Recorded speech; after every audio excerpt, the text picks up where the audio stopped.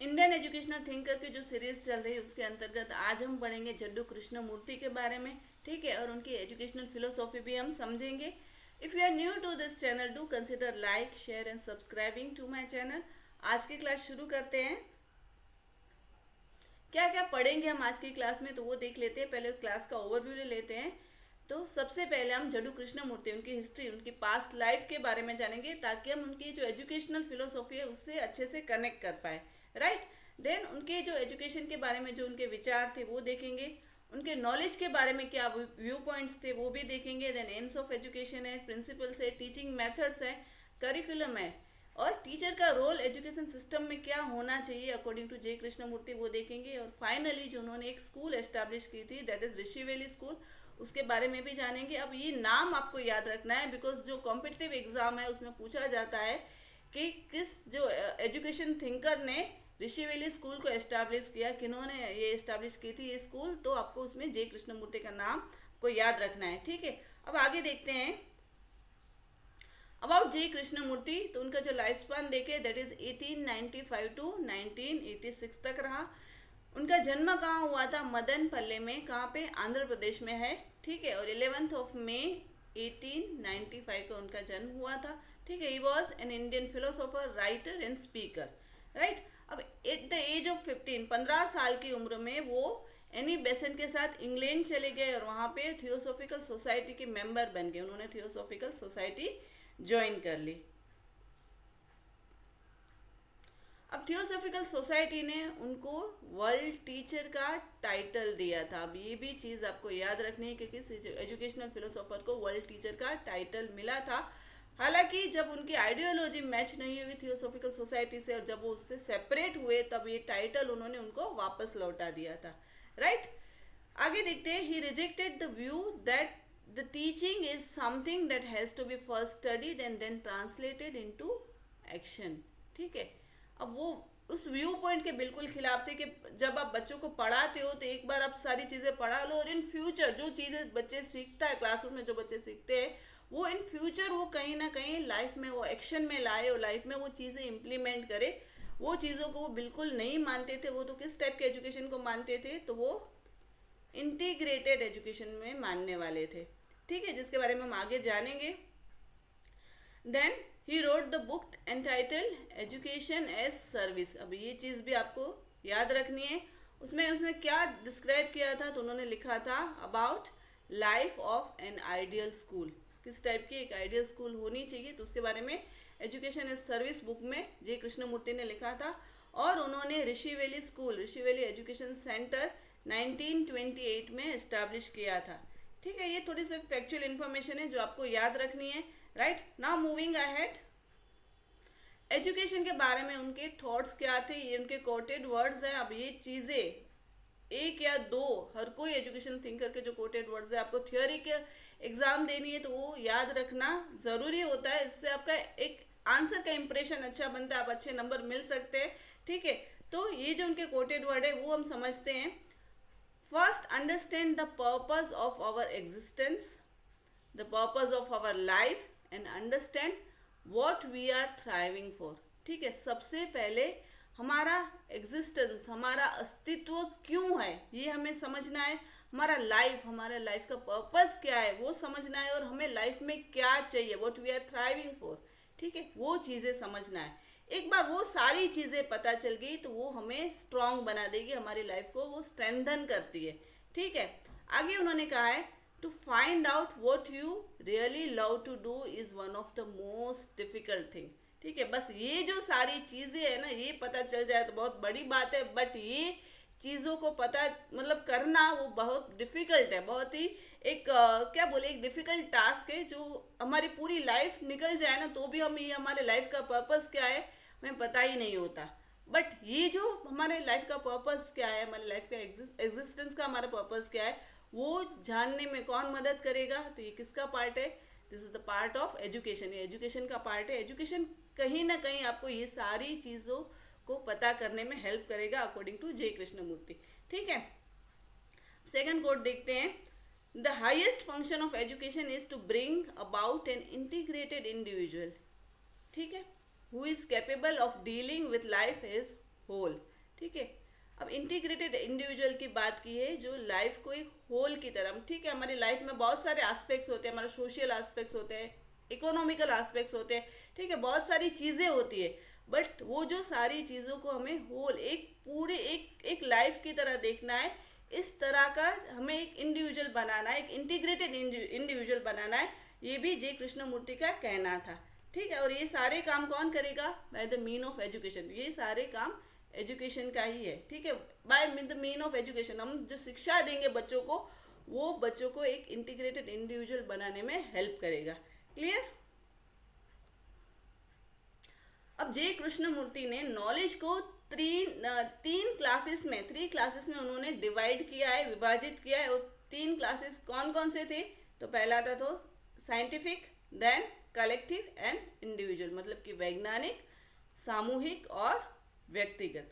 अब scientific knowledge किस type का नॉलेज होगा? तो scientific knowledge, he has placed that knowledge under scientific knowledge which is based on analysis of fact. जो fact को analysis करे, फैक्ट को, तथ्य को जो विश्लेषित करे, वो क्या होगा? वो साइंटिफिक नॉलेज होगा, ठीक है। अब कलेक्टिव नॉलेज के बारे में उन्होंने क्या कहा है? Collective knowledge which is related to man's interrelationship with nature, ठीक है। नेचर, हमारा आसपास का एनवायरनमेंट है, उससे कहीं ना कहीं हमको इंटर रिलेट करे, तो वो जो ज्ञान होगा वो कलेक्टिव ज्ञान होगा, सामूहिक ज्ञान होगा, ठीक है। और इंडिविजुअल नॉलेज क्या होगा? Which is related to inner self, हमें आत्मसात कराए, हमें खुद से मिलाए, वो जो नॉलेज होगा that will be our individual knowledge, ठीक है। तो अब 3 क्लासेस के नॉलेज के बारे में जो बात की थी, वो 3 क्लासेस थे, scientific knowledge, collective knowledge and individual knowledge. I hope आपको क्लियर हो गया होगा। Now moving ahead, AIIMS of education क्या होंगे, शिक्षा के उद्देश्य क्या होंगे अकॉर्डिंग टू जे कृष्णमूर्ति, वो देख लेते हैं। Education aims to build integrated, ठीक है, intelligent humans rather than just information acquisition, fact collection और कोरिलेशन, ठीक है। हमें एजुकेशन से एक इंटीग्रेटेड इंडिविजुअल को बनाना है, ठीक है, ना कि ऐसा इंडिविजुअल हो जो सिर्फ फैक्ट को कलेक्ट करे, इंफॉर्मेशन को ही कलेक्ट करे, ठीक है, और वही सारी चीज़ों में पूरी लाइफ उलझा रहे।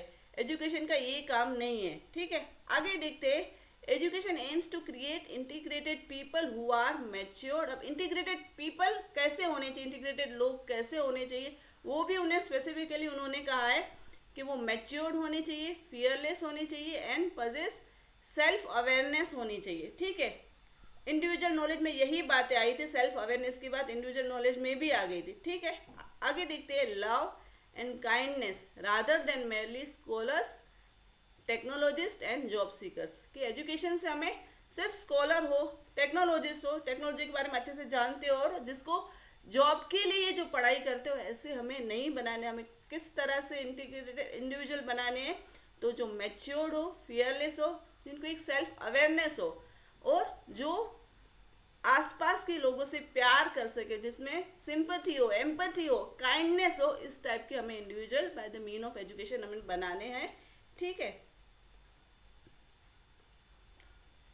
Education should develop scientific temper and religious spirit, ठीक है। ये दोनों चीज़ें, साइंटिफिक टेम्परामेंट भी हमें डेवलप करना है, और उसके साथ साथ रिलीजियस स्पिरिट भी हमें डेवलप करना है। अब religious spirit it doesn't mean कि आप क्रिश्चियनिटी के बारे में, हिंदुइज्म के बारे में सिखाओ, नहीं, वो कहीं ना कहीं दूसरों की रिस्पेक्ट करना। कोई भी रिलीजन का कोई भी लोग हो तो उसको आपको रिस्पेक्ट देनी है, तो वो पॉइंट ऑफ व्यू से उन्होंने कहा है, according to Krishnamurti, another goal of education to foster healthy relationship between people and society, ठीक है। सोसाइटी में एक अच्छी रिलेशनशिप डेवलप करनी है। Once mind must be wisely set free from reward seeking impulse that foster fear and compliance. कि हमें education है सिर्फ रिवार्ड के लिए, वही सारी चीज़ों के लिए नहीं करना, वो सारी चीज़ों से हमें हमारे माइंड को फ्री कर देना है, राइट। अब प्रिंसिपल्स ऑफ एजुकेशन क्या होंगे? तो प्रिंसिपल्स ऑफ फ्रीडम है, प्रिंसिपल ऑफ सेल्फ नॉलेज के बारे में कहा है, प्रिंसिपल ऑफ इंटीग्रेशन मतलब कि होलनेस के बारे में उन्होंने कहा है, प्रिंसिपल ऑफ कोऑपरेशन का है, सोसाइटी में है तो कोऑपरेशन तो ऑब्वियसली आएगा ही, क्रिटिकल थिंकिंग के बारे में कहा है। अब साइंटिफिक टेम्परामेंट की उन्होंने बात की है तो ऑब्वियसली क्रिटिकल थिंकिंग तो आएगा ही, ठीक है। Then principle of cultivation of healthy relationship based on love and compassion. ठीक है, तो ये सारी चीजें उन्होंने प्रिंसिपल में डिस्क्राइब की है। अब मेथड्स ऑफ टीचिंग क्या होना चाहिए, तो क्वेश्चन आंसर मेथड होनी चाहिए, ऑब्जर्वेशन मेथड, ये सारी चीजें आप क्लासरूम में करा सकते हो। एक्टिविटी बेस्ड टीचिंग होना चाहिए, राइट, एक्सप्लोरेशन होना चाहिए और डिस्कवरी ऑफ फैक्ट्स, मतलब ये सारी चीजें बच्चे करें। दैट मीन्स जो उनकी क्लास होगी वो लर्नर सेंटर्ड होगी। ठीक है, ये टीचिंग मेथड से ही हमें पता चलता है कि ऑब्जर्वेशन करेंगे बच्चे, एक्टिविटी करेंगे, तो क्लास में अगर जो मेन रोल होगा वो लर्नर का होगा, राइट। देन एक्सपेरिमेंटेशन, तो ये जो सारी है वो टीचिंग मेथड्स हैं। अब करिकुलम के क्या होना चाहिए अकॉर्डिंग टू जे कृष्णमूर्ति, वो देख लेते। The curriculum should comprehend the children's ability and limits. ठीक है, बच्चों की एबिलिटीज जो होती है और लिमिट्स क्या होती है वो जो समझे, इस टाइप का हमें करिकुलम बनाना होगा, right. Krishnamurti has presented an integrated curriculum to ensure the complete and holistic development of the child. The curriculum should raise curiosity in the students. ठीक है, ऐसा करिकुलम बनाओ कि बच्चों की क्यूरियोसिटी हो। ठीक है, इसीलिए उनको इंटरेस्ट डेवलप होगा। कुछ भी पढ़ाई करने के लिए अगर इंटरेस्ट डेवलप करना है तो ये जो रूल है, क्यूरियोसिटी का रूल है, वो अगर होगा, वो अगर आप क्यूरियस बना पाओगे बच्चों को, ये सारी चीज़ें क्यों हो रही है, किस लिए ये सारी चीज़ें हो रही है, तो एक बार क्यूरियस होंगे तो बच्चे और जानने की कोशिश करेंगे। तो इस टाइप का हमें करिकुलम डेवलप करना है। He has very much concern about environment, therefore he advocated the study of environment with other subject। ठीक है, उन्होंने environment की भी बात की है। In his educational institute, अब ये कौन सी बात है educational institute, that means Rishi valley school की बात है। ठीक है, in his educational institute environmental study has its existence as a separate subject। तो वहाँ पे ऋषि वैली स्कूल में एनवायरमेंटल स्टडीज एक अलग सेपरेट सब्जेक्ट है। हालांकि अब तो सब सारी स्कूल में एनवायरमेंटल स्टडीज होता ही है, बट उन्होंने स्पेसिफिकली ये बात पे भी जोर दिया है। He also recommended various other activities along with the other subject. अब कौन कौन सी एक्टिविटीज के बारे में उन्होंने बात की है, तो आर्ट एंड क्राफ्ट की बात की है, डांस की बात की है, म्यूजिक की बात की है, ड्रामा होना चाहिए, डिबेट्स होना चाहिए, स्विमिंग, स्पोर्ट्स, एथलेटिक्स, ठीक है, गार्डनिंग, योगा, ये सारी चीज़ें अलग अलग एक्टिविटीज़ की तरह से हमें क्लासरूम में बच्चों को ये सारी चीज़ें भी सिखानी है, राइट। अब रोल ऑफ टीचर क्या होना चाहिए, the teacher should be an observer. ठीक है, आगे हमने करिकुलम में वही बात की थी कि क्लासरूम किस टाइप का होना चाहिए, लर्नर सेंटर्ड होना चाहिए। ठीक है, अकॉर्डिंग टू जे कृष्णमूर्ति, तो ऑफकोर्स अब जो टीचर होगा वो ऑब्जर्वर होगा, right. The teacher should facilitate by providing different opportunities to children। The teacher should provide freedom to children। बच्चों को क्लासरूम में फ्रीडम देनी चाहिए, right. The teacher is guru, guide who stimulate the student to keep them in the right direction, right path। ठीक है, बच्चों को एक आपको प्रेरित करना है बच्चों को कि वो एक राइट डायरेक्शन की तरफ वो मूव करे, right. The teacher should always remain a learner। As a teacher आपको पूरी जिंदगी सीखते रहना है। ठीक है, ऐसा नहीं कि इतना कर लिया तो हमारा हो गया, नहीं। As a teacher you have to learn so many new things, तभी ये सारी चीज़ें आप बच्चों को सिखा पाओगे। If you are a learner, if you are a life time learner, तो बहुत सारी चीज़ें जो हमारे आसपास होती है, बहुत सारी नई नई चीज़ें जिससे हम अवेयर होंगे, तो वही सारी चीज़ें हम बच्चों को सिखा पाएंगे, right. He was not in a favor of the teachers training। ठीक है, वो टीचर ट्रेनिंग के बिल्कुल खिलाफ थे। क्यों? As a training would cause the particular perception in teachers teaching। ठीक है, अगर आप टीचर को ट्रेनिंग दे दोगे कि इस तरह से आपको कराना है क्लासरूम में, तो एक पर्टिकुलर परसेप्शन आ जाएगा टीचर्स के दिमाग में भी, एक पर्टिकुलर एक क्या बोले, एक परसेप्शन आ जाएगा कि बस ऐसे ही, यही धारणा होगी कि बस ऐसे ही बच्चों को कराया जा सकता है। अब देखें तो क्लास में 50-60 बच्चे होते हैं, तो हर इंडिविजुअल उससे अलग होता है, हर एक बच्चा अलग होता है। तो आप कोई स्पेसिफिकली मोल्ड में उसी एक तरह से सभी को नहीं पढ़ा पाओगे। तो ट्रेनिंग नहीं देना है, वो ट्रेनिंग के बिल्कुल खिलाफ थे। जैसे ही सिचुएशन अराइज होती है उस हिसाब से आपको एज ए टीचर बच्चों को क्लासरूम में पढ़ाना है। क्लियर? अब ऋषि वैली स्कूल जो उन्होंने एस्टैब्लिश की थी, वहाँ पे उनकी जो एजुकेशनल फिलोसफी किस टाइप की वो हम देखते हैं। To educate students so that they are able to explore both the world and their inner being. ठीक है, आपको आउटर साइड, आउटर वर्ल्ड और इनर वर्ल्ड दोनों चीज़ें समझ सके, इस टाइप की बच्चों को फ्रीडम देनी है. To inculcate love for nature and respect for all form of life. ठीक है, ये सारी चीज़ें भी आपको एजुकेशन में ध्यान रखनी है. Then to create an atmosphere of affection, order, freedom without any fear. किसी भी डर के बिना आपको स्नेह, व्यवस्था भी उसके साथ, एक ऑर्डर भी मेंटेन होना चाहिए. ये नहीं कि सारी चीज़ें इन डिसिप्लिन में चल रही है, नहीं, आपको एक ऑर्डर, एक व्यवस्था भी मेंटेन करनी है. ठीक है, और उसके साथ बच्चों को फ्रीडम भी देनी है. ठीक है, कितनी बड़ी बात कही है कि आपको एक साइड पे ऑर्डर मतलब कि एक व्यवस्था भी मेंटेन करनी है और फ्रीडम भी देनी है, ताकि बच्चों में एक रिस्पॉन्सिबिलिटी आ जाए कि कहाँ तक हमें करना है. ठीक है, वो सारी चीज़ें भी उन्होंने कही है. आगे देखते हैं.